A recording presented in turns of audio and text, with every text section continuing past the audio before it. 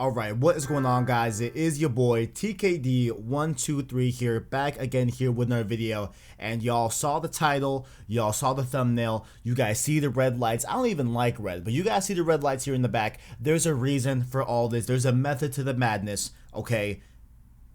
I think Killzone died so that SOCOM can live. Let's talk about it.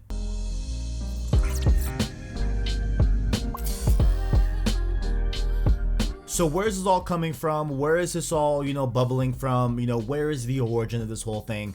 It comes to us last week. We did get the news that Killzone.com is officially dead. Of course, this is from Push Square. Link below in the description if you want to read with yourself. So starting off here, of course, if you go to Killzone.com, right? If you've been there recently, you can't see anything on there because it's been taken down. Okay, here's what it says right now. If you go to Killzone.com, it says these following words: Killzone.com has retired.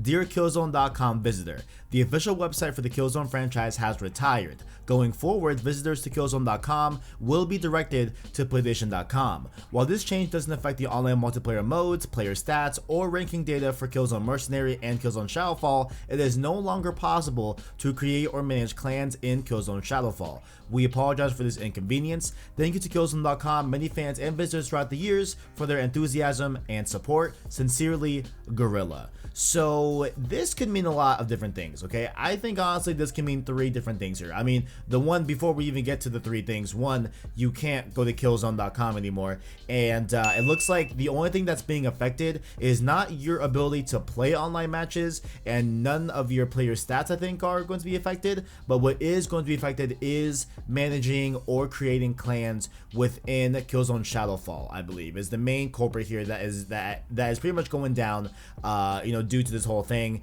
And it's great to see that Killzone Mercenary is still going to be okay, because Killzone Mercenary on the PS Vita is a fantastic game. Definitely play that if you haven't. And if you don't have a Vita in 2021, what are you doing? Go and buy a Vita before, they stop making them or whatever. But besides all of that, this whole thing to me could mean three different things.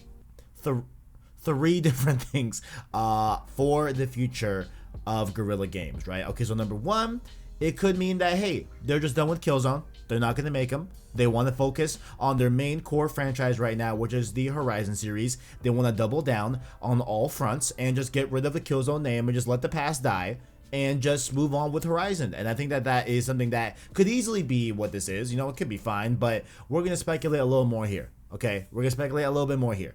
It could be number two, that they are going to be doing a Killzone reboot, a Killzone, reimagining, if you will. They're going to God of War 2018, the Killzone name, whatever. And that one, I think, could be somewhat plausible, but at the same time, why would you kill the official Killzone.com website if you were going to do that already, unless you're going to rename it, like Kill Home.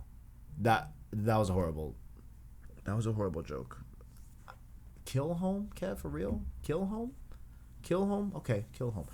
Or what I would love to see, honestly, is Killzone Mercenary brought to a more console standpoint. I think that'd be such a great thing. I love Killzone Mercenary. Great gameplay, fun economy that they got working with, where you just acquire money from every mode you play. It's a great game. It's a great Vita game. Then go check it out, right? So it could be that, right? It could be them just reimagining Killzone, or I think it could be the one that I hope it is.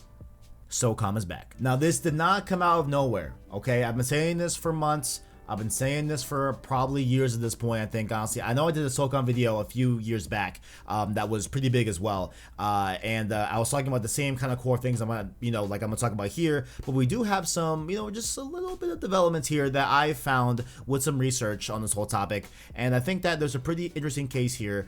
If you couple this timing, if you couple everything, I think that there could be a case that, SOCOM could truly be back. But what is going on here is that let's rehash some research to kind of support the whole point that Guerrilla Games could be making SOCOM as well, okay? So Guerrilla Games did a hiring spree back in 2018, okay? They hired 2 people specifically from the Rainbow Six Siege team over at Ubisoft, okay? The first gentleman was Simon LaRoche. He is now a game director over at Guerrilla Games, and he was the main director of Rainbow Six Siege during its development. Okay, so keep that in mind there. Okay, as well as the second hire from Ubisoft's Rainbow Six team was Chris Lee. Now, Chris Lee was the online and multiplayer designer for Rainbow Six Siege. Okay, so he definitely knows his stuff in terms of online multiplayer. He knows his stuff in some other cases as well that we will get to. However, he is now the principal game director over at Guerrilla Games for this unannounced project. So that's interesting there.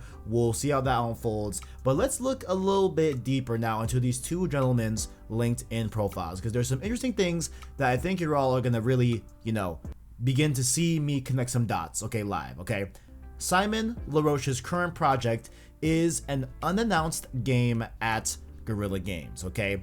Horizon Forbidden West is already announced, okay?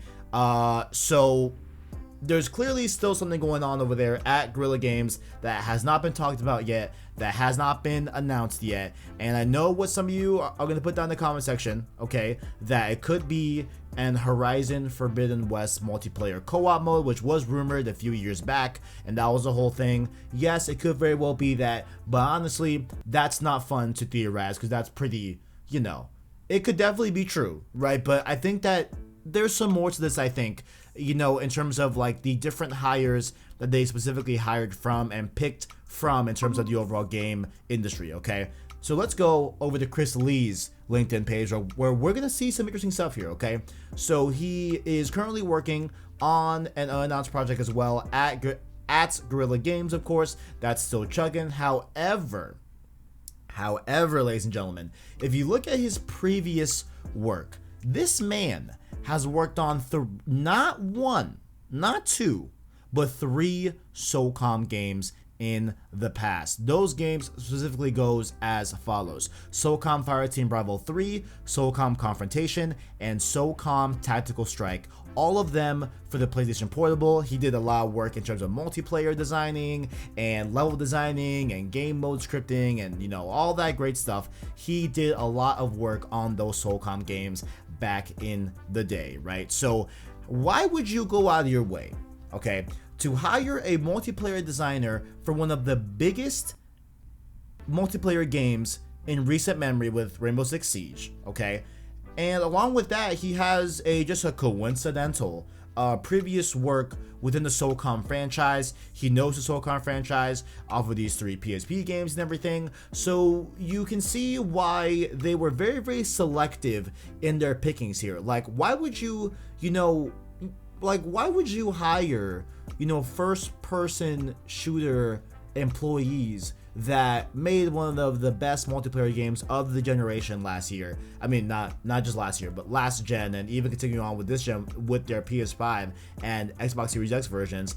I think it's happening, guys. I think SOCOM is coming back, okay? Now, while yes, it could just be the, rumored Horizon co-op mode, that could definitely be a thing, right? And they could easily call that still an unannounced title, I mean, technically, would it even be so called that? Unless it's standalone, that could be a thing too. I don't know. But I think it makes more sense given the talent that they hired, their credentials, their background history, their work portfolio and all that, that they would be bringing back SOCOM here under the Guerrilla Games banner. Of course, if you guys don't remember, SOCOM 4 did not launch the best due to the PlayStation Network outage that happened right around launch of that game. A lot of people were not able to obviously connect to the PSN. Actually, nobody was able to connect to the PSN during the summer of 2011, back in May/June area of 2011. I remember it very, very vividly. I remember that, you know what I'm saying? So that is, in essence, what was a part of the death of SOCOM was that. So it wasn't really even their fault, right? So I feel like SOCOM never got a very good, nice, gentleman's handshake send-off. And I think that this could be the best way to not only bring it back, but bring it back with a vengeance. And look, guys, with all that being said, right, with all the evidence that we laid out here, with, different devs that came from Rainbow Six Siege, some also have lineage back to SOCOM as well, with everything that we have said here, right, first and foremost, I think that it would be wise of PlayStation to do a, modern military shooter FPS game. And, if it's third person, sure. If it's third person, that's cool. But I think that it should be first person. Just to kind of give it just a new coat of paint, a new feel, a new style of SOCOM that I think could give it that evolution of the IP, similar to what we saw here with God of War 2018 and different stuff like that. And I think that a big thing too that not a lot of people talk about that's on PS5 is the accolades feature. If you guys didn't know, because I'm sure a lot of people don't know about this feature on PSN, even if you have a PS5, is that there's this new feature called the accolades, where if you're playing a multiplayer game, and I've been using it a lot on Black Ops Cold War, you can give certain people that you played a given match with accolades for their PSN profile. So it'd be like good sport, I think it's one of them. I think like a team player is another one as well, and different stuff like that. And it's a way to kind of have a little bit more camaraderie, show a lot of positive vibes in a multiplayer game that is taking place on PSN on the PS5. So why are they, adding little things like that and kind of like, sprucing up the multiplayer online-esque features?